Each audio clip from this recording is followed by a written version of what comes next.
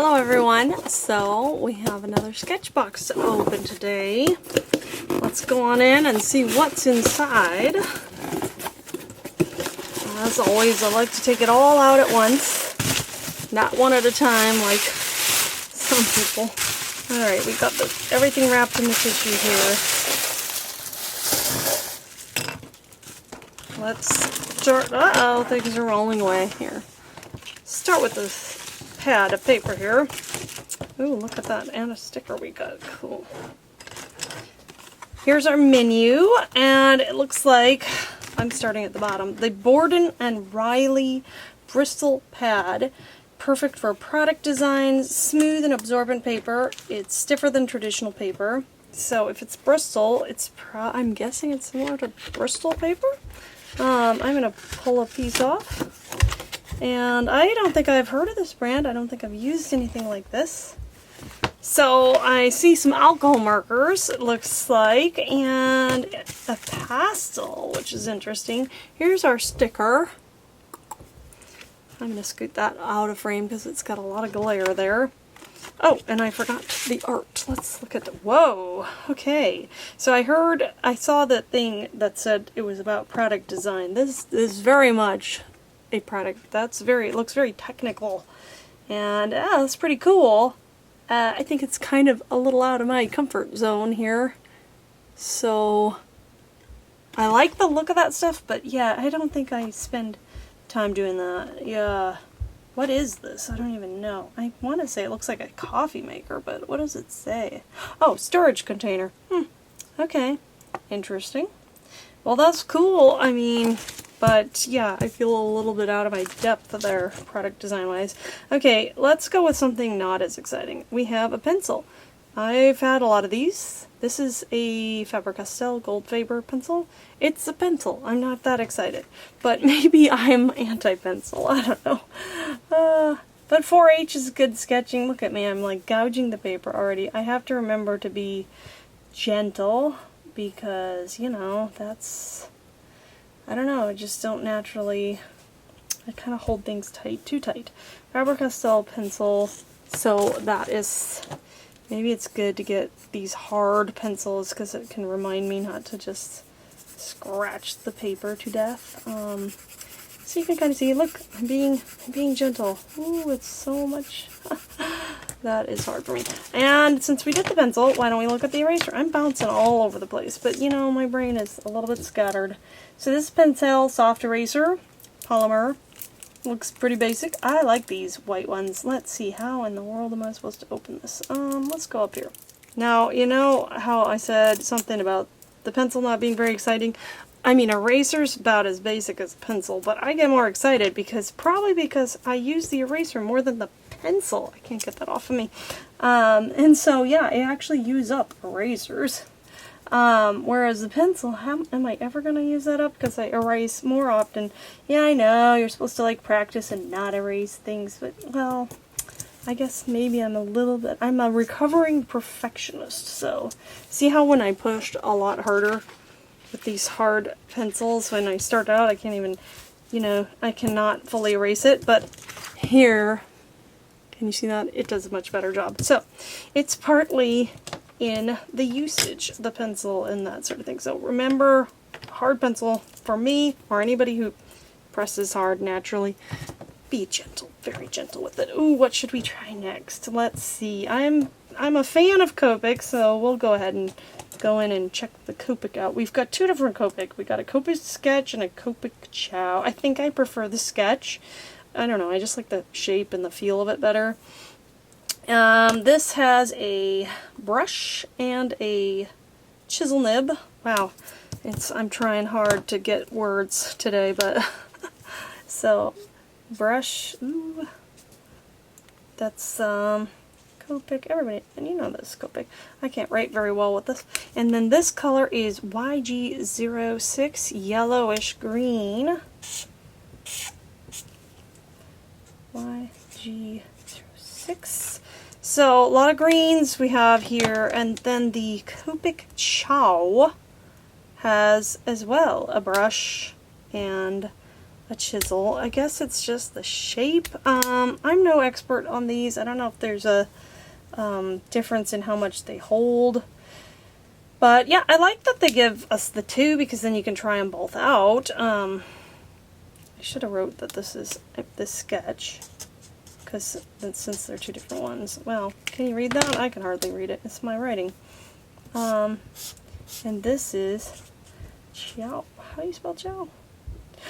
I almost spelled it wrong. Okay, no. Copic Chow. And we have YG03. So these are going to go very nicely together. Let's just... It's very, very similar, but it should blend really well because it's so similar. And then we have another Copic, a multi-liner. This is kind of exciting just because, I mean, we've gotten these a few times, but it's a new color, olive, 0.3. So, I don't know, I like getting new colors. And I should be gentle with this too, because you could ruin this nib if you're too rough. But, I haven't had as many problems. I've had problems with the Micron, the really tiny one. Yeah, I destroyed it. But maybe I'm learning. And this is olive. Looks a lot darker, but, you know, I think it could work. I have no idea what I just drew there. I think I was thinking leaf. It did not happen. Yeah, that's a little better. Because, you know, I'm getting real leaf vibes from these colors. Green, green, green, green. And then we have, I've got it on my finger, a new product, the Olo marker. It's a Chisel G3 and Brush CG5. What does that mean? There's two different colors featuring two, you can't see what I'm reading, sorry folks, two internal reservoirs. This marker lasts twice as long as others. And wow, it's the retail price is 50 cents less than the Copic Sketch. Interesting. How do you, okay. Looks like they come apart like this. Ooh, you could fit it in a nice small space if you stored it like that. It'd probably be awkward to use it like this though. I mean, obviously it's not designed to be used like that. So let's see here. We've got, interesting. It's different that there's two different brush nibs. And so like you get the brush, I guess that's what the B is. CG5. It's Cool Gray 5, and that's in the brush nib. Let's see if that's correct. Yeah, and then it's C. I hope that you can see that. There's a little C here, so that's, I'm guessing, chisel. Yes. And the chisel is CG3. Again, very similar colors, but great for blending together. So, whoops. Do I like one more than the other? I don't even know. I feel like it's going to be hard to blend them together with two different nibs, though, but I don't know. Not very good at this. Need to practice alcohol marker usage. So, grays, let's see what they do. This is the lighter one, right? No, can't remember. Yes. There's some shadowing or something. There's that one, and then darker. I don't know what I'm doing here, so that's that with that, and this is that color. Interesting. Alright, we also have some blending stumps. Nice set. High quality paper felt blending stumps to blend, smudge, and manipulate dry media. Yeah, doesn't really go with the alcohol markers. However, there is another item that I haven't shown. I like that there's the 3 different sizes. Doesn't do much with alcohol. What are these for? This little item here, which is a pan pastel. Is this a full-size one? It looks smaller. I have a set. Not like a full set, but I have some of these, and I don't know, I need like to take a class or something on it because I haven't used them as much as I thought I would. Oh, look at that. Isn't he handsome? I like the owl. Might have to show that to an owl fan who I know. Bird nerd. Fellow bird nerd. So, the Pan Pastel, it's great. Like, all these colors will go really well together. But we're, like, no, there's, like, not... Okay, there's some tips here on how to use it, but I feel like I would use it more if I just was a little more familiar with it. It's great for like doing the background or an under painting. Yeah, so let's just pick up a little color, and this is a soft tool, and I have, oh, look at this right here.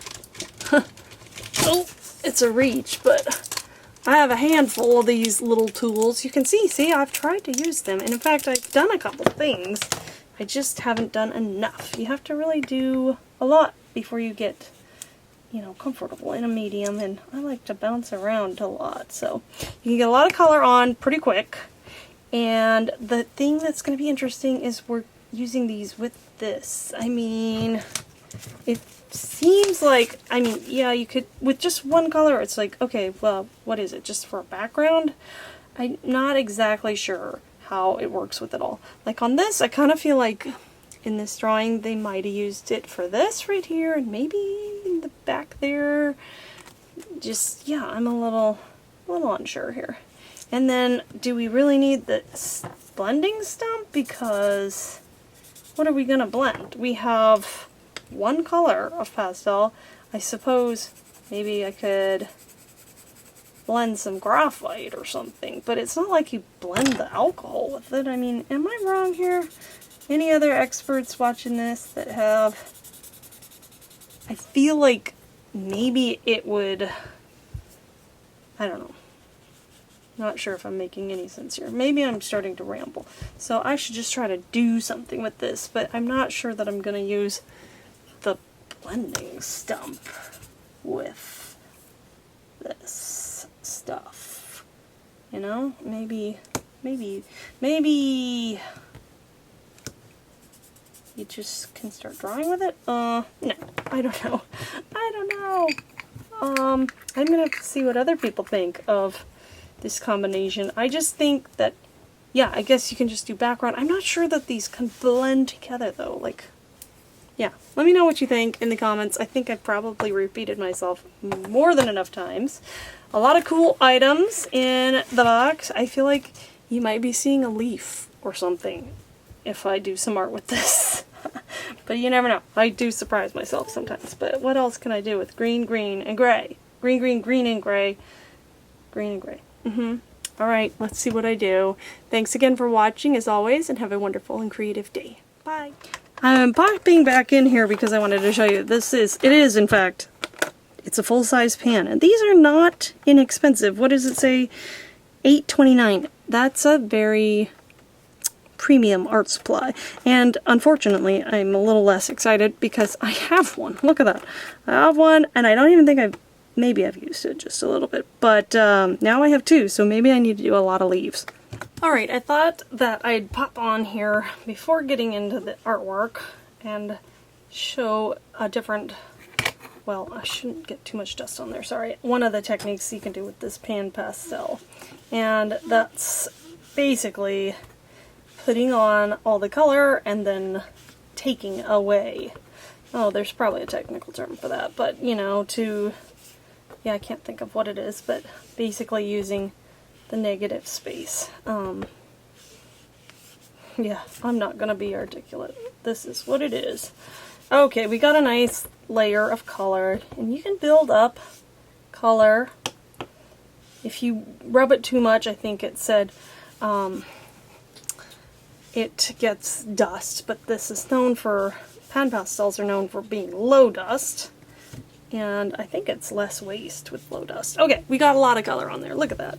So I'm going to set that aside, and I want a nice sharp edge. I was using this eraser, so, well, it might be easier with a more detailed eraser, but you know what? We're going to use what we have. So I'm just going to try to erase to get a shape.